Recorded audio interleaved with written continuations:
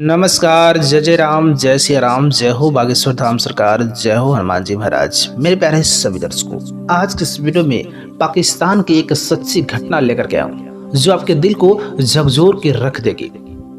जब एक छोटे बच्चे ने अपनी माँ की कब्र पर जाकर के रोता, उसकी माँ कब्र से उठ करके उससे गले लगा लेती है। वाकई में ये बहुत ही दर्दनाक कहानी है। इस कहानी के अंत तक इस कहानी को जानने के लिए जरूर बने रहिएगा। हम उम्मीद करते हैं अगर आप इस कहानी के अंत तक बने रहेंगे तो वाकई में कहानी आपके जीवन में कुछ न कुछ नई सीख देकर के जाएगी। तो आप इस कहानी के अंत तक अवश्य ही बने रहिएगा। एक समय की बात है, पाकिस्तान के एक छोटे से गांव में एक लड़का था। नौजवान लड़का वह विवाह करता है। विवाह करने के बाद अपनी पत्नी के साथ बड़ा खुशी में अमन चमन से रहता था। वह दिन भर काम करता, काम करने के बाद शाम को अपनी पत्नी के साथ बड़ा ही सुख से जीवन व्यतीत करता था। उन दोनों में घर में कभी नोक झोंक नहीं होते थे। उन दोनों में खूब प्यार था। अगल बगल के लोग उनकी तुलना करते थे कि क्या गजब के प्यार करते हैं। दोनों पति पत्नी एक दूसरे के साथ में बड़ा ही खुश रहते हैं। लेकिन जब शादी के 1 या 2 साल बीत जाते हैं तो अगल बगल के लोग पूछने लगते हैं, अरे क्या तुम बाज हो, क्या तुम्हारे औलाद नहीं है क्या? जब बेचारा ऑफिस चला जाता तो लोग उसकी बीवी को तरह तरह के ताने मारते थे। वह ऑफिस जाता तो ऑफिस के लोग उससे पूछते थे और इसको घर पे लोग परेशान करते थे। दोनों लोग बहुत ही तंग आ चुके थे।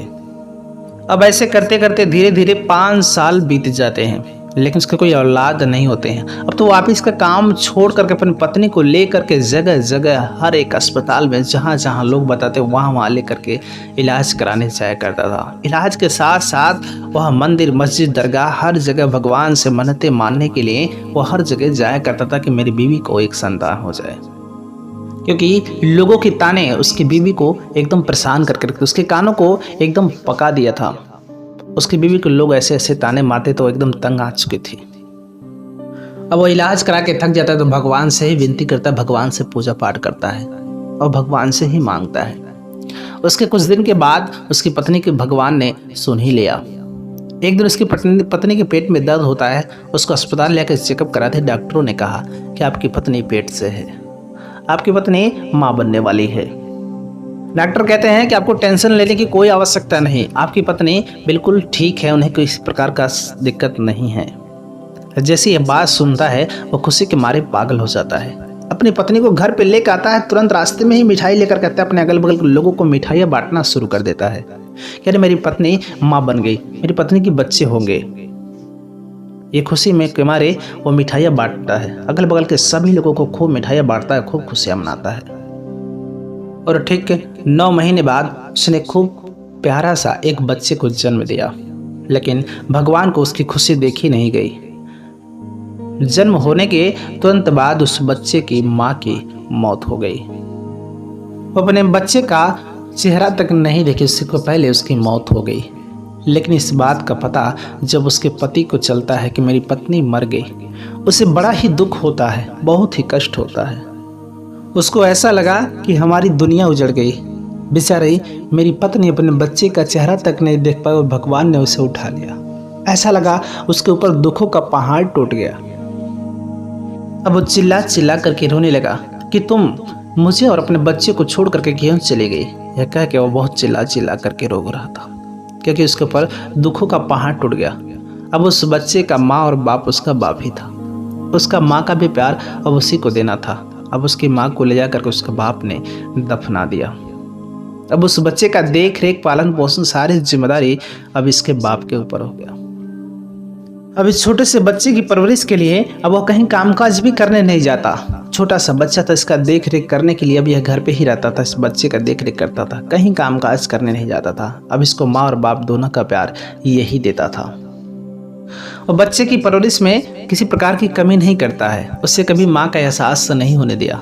लेकिन बच्चा जब 2-3 साल का हो जाता है तब उसे देख रेख करने में समस्याएं आने लगती हैं। लोगों ने कहा कि देखो जी, बच्चा आपका 2-3 साल का हो गया है। लोगों ने कहा कि देखो जी, क्यों ना आप दूसरी शादी कर लेते हैं, क्योंकि आपका एक बच्चा है, अगर दूसरी बीबी आएगी तो उसका देख रेख करेगी और आप खुल करके कहीं 2 पैसे कमा सकेंगे। अब लोगों के कहने पर वह दूसरा विवाह कर लेता है। जब उसकी पत्नी आती है तो कहता है कि देखो, ये जो मेरा बच्चा है ना, ये तुम्हारा ही बच्चा है।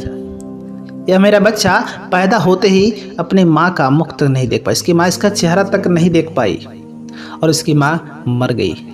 इसे पैदा होते इसकी माँ छोड़ करके चली गई है। इसका नसीब बहुत ख़राब था, इसलिए मैं नहीं चाहता हूँ कि कभी से इसकी माँ की कमी महसूस हो। अब वह आदमी अपने बच्चे को लेकर के जब 1 साल हो जाता उसकी माँ के कब्र पर ज़रूर जाया करता था। वहाँ पर जाके कहता था कि देख यही है ना तेरा औलाद, जिसके लिए तू हर एक कोशिश की, हर जगह इलाज कराई, भगवान से मन्नतें मांगी, लेकिन आज तू अपने बच्चे का चेहरा तक नहीं देखी। जब सौतेली माँ आती है 2 साल बीत जाते हैं। 2 साल तक तो वो बहुत जान मान करती है, उस बच्चे का अच्छे से परवरिश करती, देख रेख करती है उसका बाप, लेकिन अभी भी उस बच्चे का बहुत ख्याल रखता था। वो बच्चा 5 साल का हो गया था। इस बच्चे का हर तरीके से परवरिश करता था, खाने पीने से लेकर के मार्केट बाजार से हर चीज़ लाता था, कभी किसी प्रकार की कमी नहीं करता था। लेकिन जो सौतेली माँ थी, उसके मायके वाले ने उसके कान को फूंक दिया कि नहीं तो तुम्हारा खून नहीं है, तुम अपना बच्चे को पैदा करोगे तो उसको देख रेख करोगे, इसको करोगे। और यह बात उसके जहन में घुस जाती है। अब उसको उस बच्चे से घृणा होने लगती है, वह उस बच्चे से घृणा करने लगती है। बात उसके जहन में घुस जाती है कि यह मेरा खून नहीं है। अब जब उस बच्चे का बाप कहीं काम पे चला जाता तो उसकी माँ उसके साथ बहुत अत्याचार करने लगी। उसकी सौतेली माँ उससे घर का सारा काम करवाने लगी, झाड़ू पोछा लगवाने लगी, सब कुछ काम करवाने लगी। उसके ऊपर अत्याचार करती, उसे धमकियां भी देती थी, तुम अपने बाप से कहोगे तो मैं तुम्हें जान से मार दूंगी। और बेचारा डर के मारे अपने बाप से भी कोई भी बात अपनी माँ का नहीं कहता था। और एक दिन की बात हुई कि उसके बाप को एक रात के लिए कहीं जाना पड़ा। जो कहीं एक रात के लिए बाहर चला जाता, यह माँ जो है सौतेली माँ उस बच्चे को पूरे दिन भोजन नहीं देती है, रात में भी भोजन नहीं देती है। वो बच्चा पूरे दिन और पूरे रात बिना खाए रह जाता है। सुबह का टाइम जब होता है ना तो जाता है, कहता है कि माँ मुझे बहुत भूख लगी है, भोजन दे दो खाने के लिए, बहुत ज़ोरों से भूख लगी है। एक ऐसी निर्दयी माँ होती है जो बच्चे को खाना खाने के लिए नहीं देती, उसका बाप नहीं घर पे होता है तो उसे भोजन भी नहीं करने देती है। लेकिन जैसे ही यह बच्चा उस माँ से भोजन मांगता है, यह माँ जो है उसे धक्का देती है, बच्चा जोर से गिर जाता है, उसे चोट लग जाती है। अब जब उसे चोट लग जाता है वह बेचारा चुपचाप जाकर के सो जाता है। जब उसका बाप आता है तो बाप के पास जाकर के रोने लगता है, कहता है कि पापा आप मेरी माँ को लेकर के आए हैं ना, ये मम्मी जो है मुझे प्यार नहीं करती, ये मुझे खाना खाने के लिए नहीं देती, मुझे बहुत मारती है, पीटती है, बहुत तड़पाती है। ये कल से जब से आप गए हैं मुझे खाना खाने के लिए नहीं दे रहे, अन्यथा और ही नहीं तो मुझे मार रही है, आपने इसे क्यों लेकर गया? बच्चा कहता है कि जितना आप मुझे प्यार करते उतना मेरी माँ नहीं करती। बस वह पिता उसके माँ के पास में जाता है, उसे डांट फटकार लगाता है कि तुमने मेरे बच्चे को 2 दिन से खाना नहीं दिया, क्या बच्चा, ये छोटा सा बच्चा तुम्हारे लिए झूठ बोलेगा? उसकी पत्नी कहती कि क्या जी, आप भी छोटे छोटे बच्चों की बातों में आ जाते हैं, वो बच्चा जो कह रहा है वह सत्य कह रहा है, अब मैं झूठ बोले हूँ। बस अब वह उस बच्चे की बातों को इग्नोर कर देता, वो अपने बच्चे को खाना खिलाता है।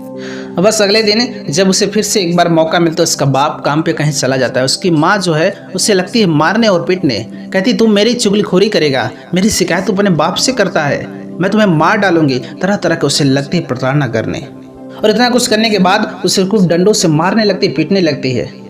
उस बच्चे को बहुत मार मारते हैं। और उस दिन उस रात जो है उसका पिता घर पे नहीं आता है, और उस दिन इस औरत को मौका मिल जाता है। ये कहती है कि तू बहुत चुगलखोर, अपने बाप से बहुत शिकायतें करता है, आज मैं तुझे घर से बाहर निकाल दूंगी। अब अंधेरी रात थी, गांव के बाहर कहीं दूर ले जाकर उस बच्चे को छोड़ देती है। रात्रि में उस बच्चे को ले जाकर के छोड़ देती है और कहती है कि तुम अगर वापस घर पे आते हो तो तुम्हारी खैर नहीं, तुम्हें घर पे वापस नहीं आना है। अब अंधेरी काली रात में उस बच्चे को घर से बाहर, गांव से बाहर ले जाकर के छोड़ देती है। बेचारा वह लड़का अंधेरी रात में दर दर भटकता है, डरता है, उससे बहुत डर सा लगता है, लेकिन वह डरता रहता है कि मैं घर पे कैसे जाऊं। आधी रात जब गुजर जाती है, जब सुबह का टाइम होता है तो चांदनी रात हो जाती है। चांदनी रात में जब थोड़ी थोड़ी दिखाई देने लगती है, उस बच्चे को दिखाई देता करीब मैं तो कब्र में हूँ। अब वो समझ जाता कि मेरी माँ यहीं कब्र में दफन की गई है, और अपनी माँ की कब्र पर जाकर रात भर रहता है, रोता रहता है, माँ को बुलाता रहता है, वहीं पर सो जाता है।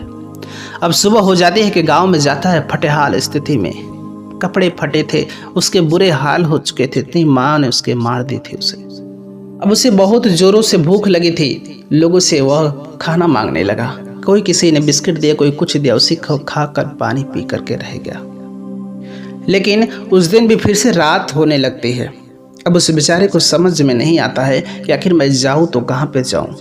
कभी इस पेड़ के नीचे, कभी उस पेड़ के नीचे, इधर उधर दिन भर बैठता है, लेकिन अब उसे कोई सहारा नहीं होता, कोई इसका घर नहीं होता है कि मैं कहाँ पर जाऊं। और इधर इसका बाप जब घर पे आता है, अपने बच्चे को पूछता है। उसकी सौतेली माँ कहती, करे आपके बच्चे को कोई अगवा करके ले गया है। मैं कल से आपका इंतजार करूं, बच्चे को ढूंढ ढूंढ कर थक गई हो। मगरमच्छ के आंसू दिखा करके रो रही थी कि मैं बच्चे के लिए कल से परेशान हूं, लेकिन आप घर पे थे नहीं, कोई अपने बच्चे को अगवा करके ले करके चला गया है। वह अपने पति के सामने झूठ का ड्रामा कर रही थी और वो अपनी पत्नी की बातों को मान भी जाता है कि इसके बच्चे को किसी ने अगवा कर लिया है। अपनी पत्नी की बातों को मानने के बाद उस बच्चे को इधर उधर ढूंढने लगता है और यह बच्चा इधर अपनी माँ की कब्र पर जाकर रात में खूब रोता है। और बेचारा अपनी माँ की कब्र पे खूब रोता है कि माँ, तुमने मुझे छोड़ करके चली गई, अब मैं समझदार हो चुका हूँ।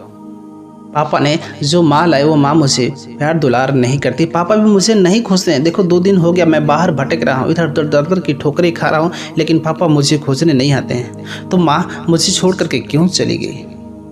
उसके बाद एक हवा का झोंका आता है और उसी में उसके माँ का रूह आता है। ये बच्चा रो करके कहता है कि माँ, तुम मुझे छोड़ करके चली गई थी ना। उसकी माँ की आंखों में आंसू आ जाते हैं। अरे माँ चाहे जिंदा हो चाहे मुर्दा हो, माँ तो माँ होती है। माँ के दिल में माँ की ममता अवश्य ही होती है। अब वह माँ अपने बेटे को गले लगाना चाहती थी, उसके आंखों से आंसू टपक रहे थे, लेकिन वह माँ अपने बच्चे को गले नहीं लगा सकती थी, क्योंकि वह एक आत्मा थी। उसने अपने बच्चे को समझाया, सांत्वना दिया कि बेटे अब तुम कोई भी चिंता ना करो, तुम मेरे पास आ गए हो ना, और तुम्हें किसी प्रकार की समस्या नहीं होगी, तुम्हें कोई कष्ट नहीं होगा। अब उसकी माँ कहती है कि बेटे तुम्हें भूख लगी है ना, मैं तुम्हें भोजन ला करके दे रहा हूँ। उसकी माँ ने किसी तरह से उसे भोजन ला करके दिया। उस बच्चा भोजन किया। अब अपनी माँ से रात भर बातें करता रहा, रोता रहा, माँ की कब्र पर पड़ा रहा। अब इसका पिता अपने बच्चे को ढूंढते ढूंढते उसने सोचा कि कोई मेरे बच्चे को मार करके कब्र पर ना फेंक दिया, और ढूंढते ढूंढते इसी कब्र के पास में चला आता है। अब जब रात्रि के समय उस कब्रिस्तान में पहुंचता है और जो नज़ारा देखता है, देखते उसके पैरों तले जमीन खिसक जाती है। वह देखता है कि मेरा बच्चा और जो मेरी पत्नी मर चुकी थी, उसकी रूह, उसकी आत्मा मेरे बच्चे को खाना खिला रही है।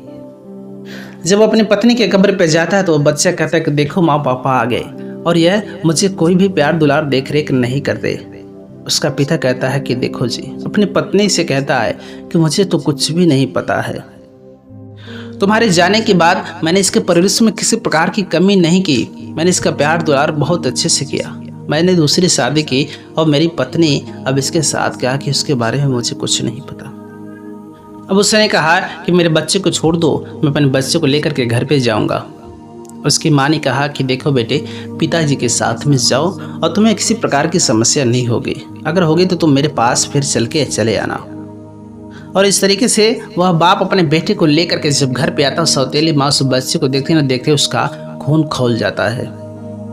अबे अपनी पत्नी पर बरसने लगा, अरे तूने मेरे इकलौते बच्चे पर इतना बड़ा अत्याचार किया, इतना बड़ा पाप किया। मैं तेरी बातों को मानता रहा, तू जिस बात को कही मैं उस बात को मानता रहा, लेकिन तू मेरे बच्चे पर इतना बड़ा अत्याचार करती रही। मैंने तुझसे किसी प्रकार का कमी नहीं किया, लेकिन तू मेरे बच्चे का देख रेख नहीं की। जब तू मेरे बच्चे का देख रेख नहीं कर सकी तो मैं तुझे आज के बाद इस घर से तलाक देता हूँ। तू माँ नहीं, तू एक डायन है। तू एक बच्चे का देख रेख नहीं कर सकी, उसका परवरिश अच्छे से नहीं कर, उस बच्चे को तुमने घर से निकाल दिया, इसलिए मैं तुझे आज के ही दिन तलाक देता हूँ। तू एक माँ नहीं, एक डायन है। तू मेरे बच्चे को खा जाकर इस घर में रहेगी तो इसलिए तू मेरे घर से आज के आज निकल जाओ। और पति से माफ़ी मांगती है, अपने गलती का प्रायश्चित करती है, मुझे माफ़ कर दो, माफ़ कर दो, लेकिन वो एक भी नहीं सुनता है। उसने कहा इस छोटे से मासूम बच्चे को तुम आधी रात में, काली रात में तुमने कब्र पर छोड़कर चली गई, इसीलिए तुम इस वक्त इसी समय तुम इस घर से निकल जाओ। जब तेरे मन में इस बच्चे के प्रति थोड़ा भी मोह नहीं था, थोड़ा भी दया नहीं आई, इसलिए मैं ऐसे पत्नी, ऐसे औरत के साथ में 1 मिनट भी रहना नहीं चाहता।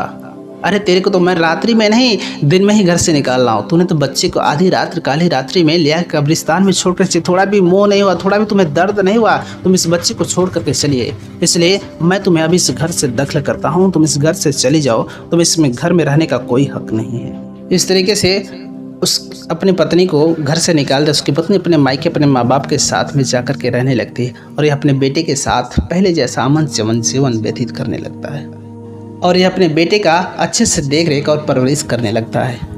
मेरे प्यारे सभी दर्शकों, ये कहानी यहीं पर समाप्त होती है। आप इस कहानी के वाकया से क्या सीख मिली? ये वाकई में ये कहानी दिल को झकझोर देने वाली कहानी थी। आपको इस कहानी से क्या सीख मिली कमेंट बॉक्स में ज़रूर बताइएगा। आपको ये कहानी कैसी लगी आप अपनी राय कमेंट बॉक्स में ज़रूर बताइएगा। मिलेंगे आपसे एक और नई कहानी के साथ, तब तक के लिए नमस्कार।